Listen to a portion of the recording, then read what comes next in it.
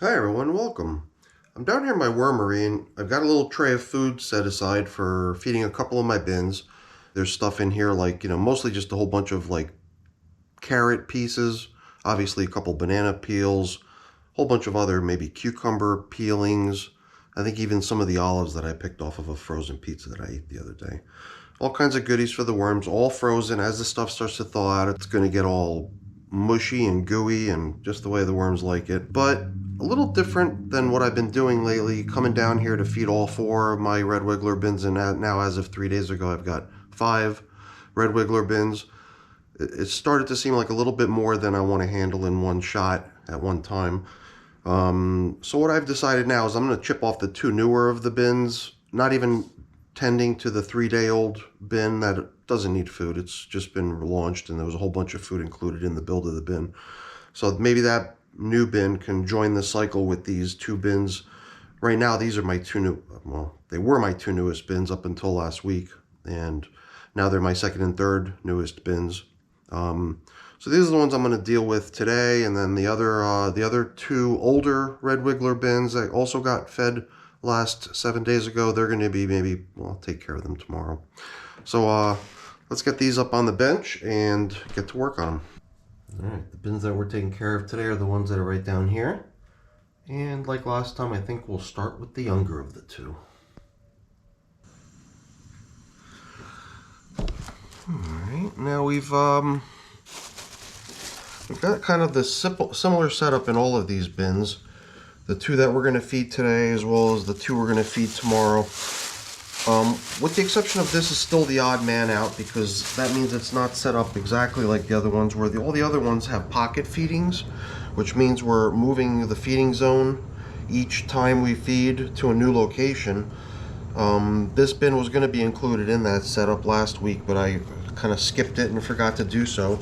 So being 1 week behind all the other Red Wiggler bins, we're going to get this one caught up to the pocket feeding setup too today. So the feeding zone was indicated to us as being down the middle with this feeding zone indicator piece of paper. Coffee filter. You can see there's just one worm hanging out on it, which I've managed to get rid of there. So when we get done feeding, we'll feed in a corner, and then we'll put that coffee filter back to show where that feeding had just occurred. So now all the other bins, the ones that are being pocket fed this week, are going to get moved down to this location. So I said we start with this one here at this same position and feed it right down this corner.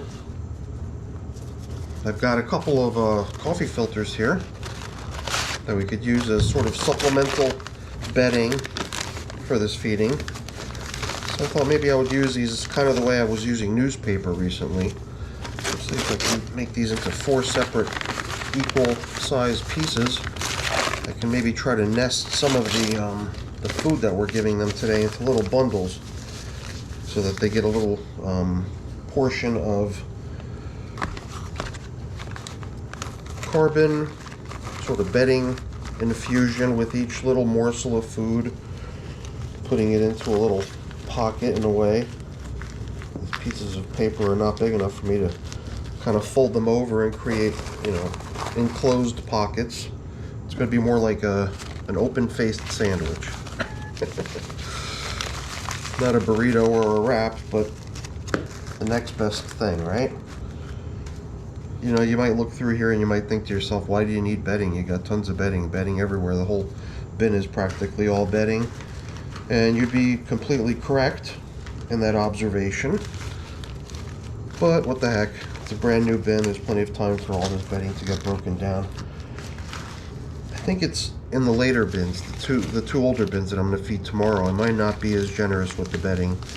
In those bins, I think I might be getting close to the point where I might want to start steering those older bins towards migration by initiating sort of a foraging stage where the worms will have plenty of time to work through all the scattered bits and pieces out within the material.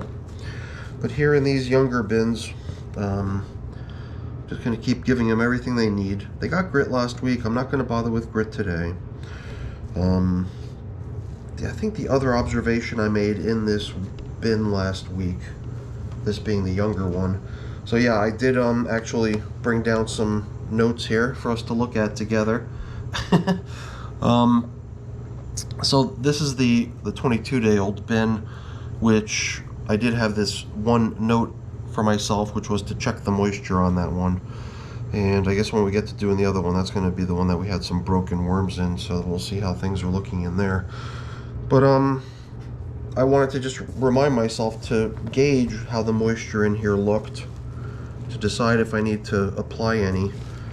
Even last week, I think I toyed with the idea of maybe spraying some water in here, and then I steered away from that idea, thinking that the food that I was adding would probably bring with it a fair bit of moisture. And right away we're able to tell, because we're intercepting where the food was added last time, which is down the middle over here, where that feeding zone indicator was showing us.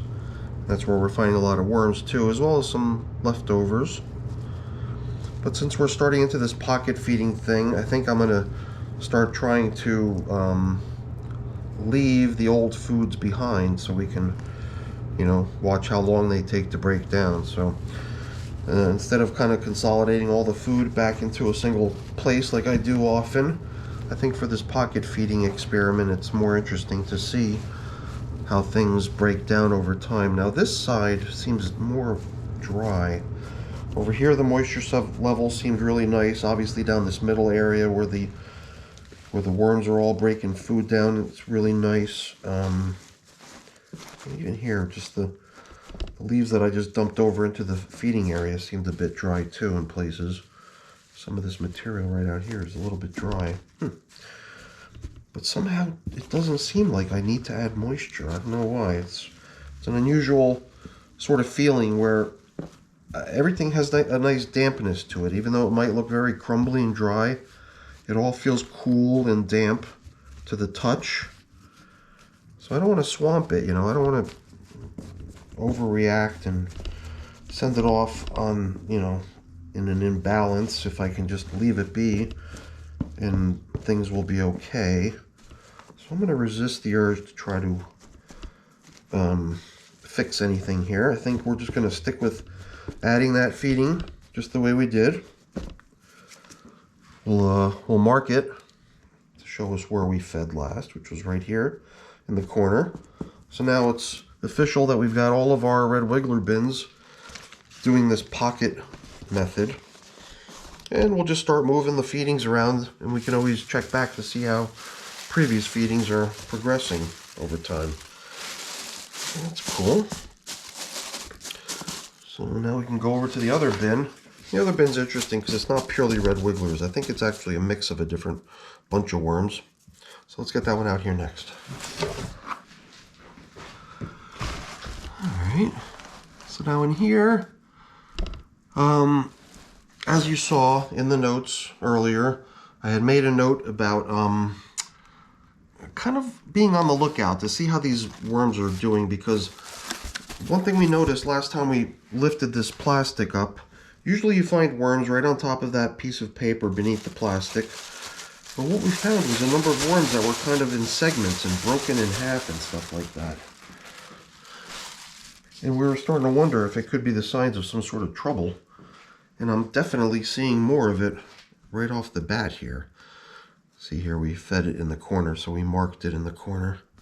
But like, it looks like we've got broken up worm bits all over the place. So whatever the situation is, it doesn't seem like it's getting better on its own. I just don't really know what needs to be done to address it. See here too, this little guy, it looks like, I don't know, it looks terrible. It's like part of the body is still okay, but half of it has just kind of withered away into nothing. I think a couple people have made suggestions that say, you know, get the worms out of there. So, you know, whatever's going on in there, you just want to ditch that and get them into a fresh space. And I'm almost starting to think that might be the best bet if there's no other remedy to this, if this is some sort of a chronic situation. I don't know. I don't want to overreact. I could just be overreacting to something that's very isolated. It doesn't require an extreme reaction. So see if I can keep my cool about it. But it does look pretty, I don't know, looks terrible. All right, so I think we'll just have to obtain a fresh coffee filter to mark where we feed today. And as you saw, the mark was right there, showing that we fed in the corner. And it's coming this direction. We're going to go clockwise. So we'll follow that game plan on all of them. So they'll all be fed down here in this corner this time. That includes the bins that we're feeding tomorrow. But this way we'll have sort of a consistent pocket feeding pattern happening in all my Red Wiggler bins. Ugh, I don't like the way those poor dead worms look on that piece of paper there. Even here, these poor worms seem so lethargic. They do not know what's going on.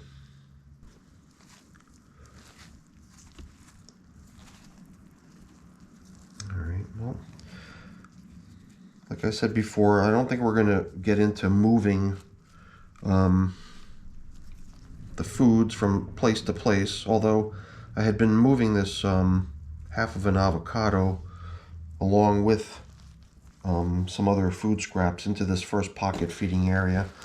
But I think what we'll do is we'll just leave those things there, and then we can actually observe their progress over time. Here's the seed from that avocado, and I got a feeling of everything that was in this corner. That might be all that's really remaining at this point. They've probably done away with the majority of everything else that was in here. It's like an old banana stem, but I thought I saw a hint of green. Yeah, there it is. So there was a little bit of leftover, but not much in here of the last feeding. All right, let's give that old feeding area a break. We'll excavate a new spot over here in this corner to apply the next feeding in.